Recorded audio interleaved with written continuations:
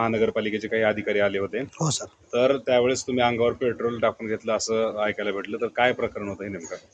Sir मी काम करायला आलतो. काम करताना 10-12 जण बेकरीमध्ये आले. आल्या मला बाहेरूनच काय म्हणत आले त्यांनी, तुझं बांधकाम समजा मी पाडणार आहे. तुझा बांधकामचा परवाना मी रद्द केलो. तर मी म्हणलो सर असं कसं बांधकामचा परवाना तुम्ही रद्द करू शकता माझं. तर मला म्हणले की तू बाजूला सरक.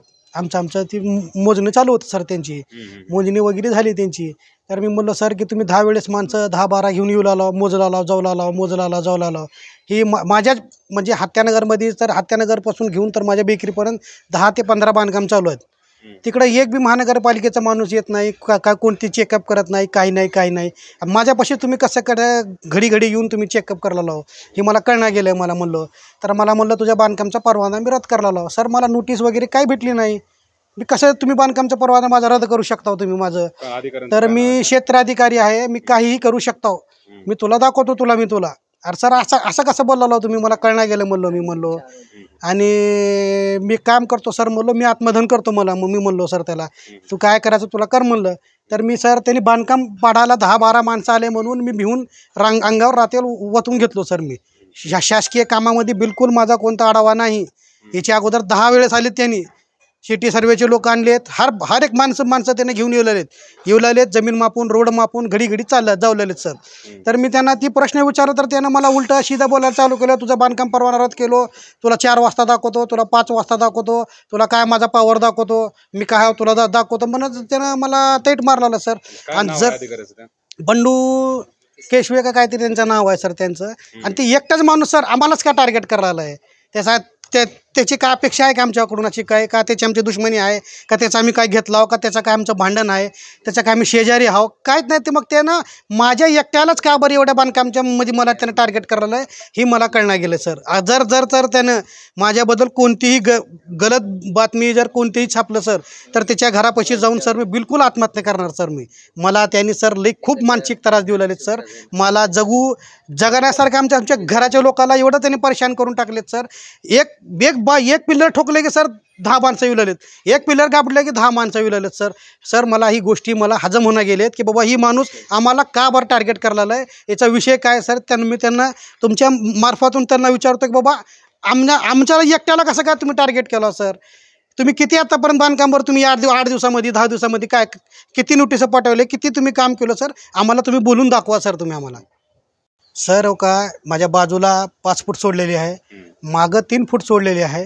जी बाजूला जी माझ्या शेजारी आहेत सारिका मुळे हे जे आहेत त्यांनी नांदेडला राहतात. त्यांनी काय म्हणले, आम्ही येऊन तुम्हाला बॉन्डवर तुम्हाला संमती देत आहोत तुम्हाला की बाबा आम्हाला आमच्या भिंतीची गरज नाही, आम्हाला तुमच्या जी तुम्ही म्हणला ती सोडायचं ती का, तर त्यांच्या बिल्डोचं बांधकाम आहे. आमचे जर पिल्लर त्याच्या बाजूला नाही थांबलं तर त्यांचं पूर्ण घर पडणार आहे.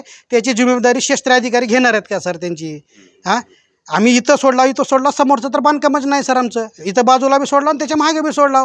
येऊ लागलेत माप लालेत का टेपानं का जागा वाढणार आहे का कमी होणार आहे मला कळणार गेलं सर. मला आयुक्त सर साहेबापाशी हात जोडून विनंती आहे, माझी जागा 85ची आहे, ग्रीन बेल्ट आत्ता आलेला आहे, यांचा ग्रीन बेल्ट कॅन्सल व्हावं सर, ही माझी अपेक्षा आहे सर. ही माझ्या घरामध्ये कसं याने सर ग्रीन बेल्ट देऊ शकतात सर.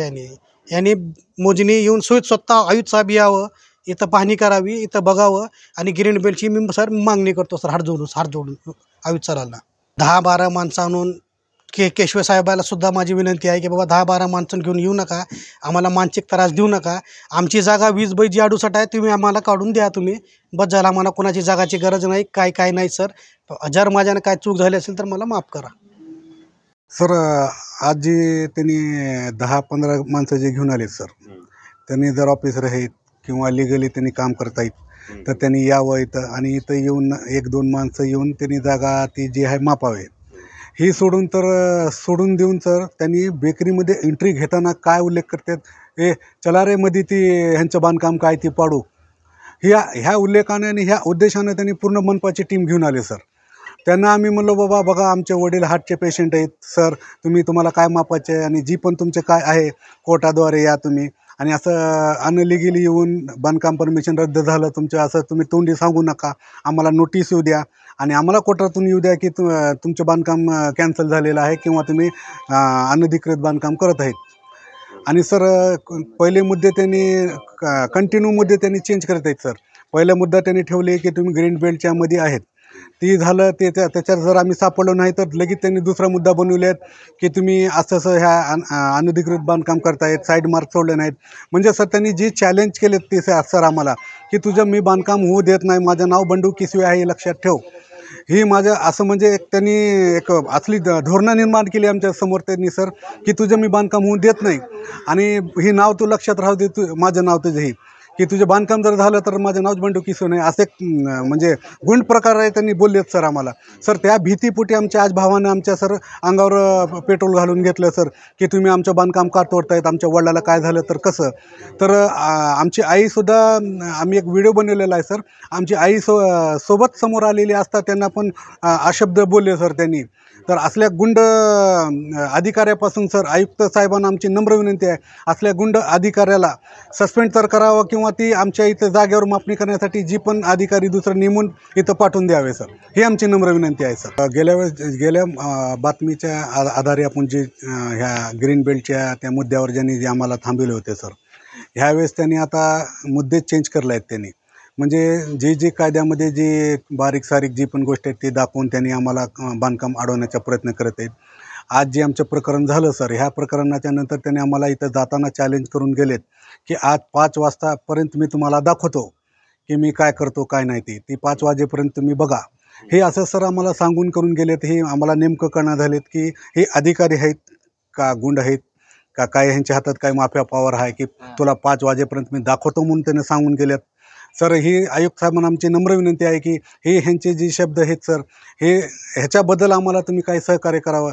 आमची जागा जर चुकीची निघाली तर सर आम्ही स्वतः तोडू आमचं.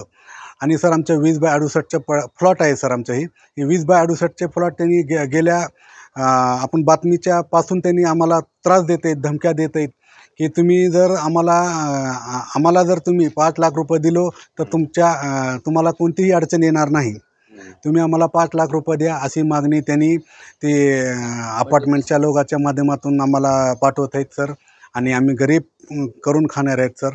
हे 5 लाख 10 लाख हे असले कुठून द्यायचे सर, हे आम्हीच बांधकाम करत आहोत, ते पूर्ण बँकिंग लोन हे ते करून करत आहोत सर.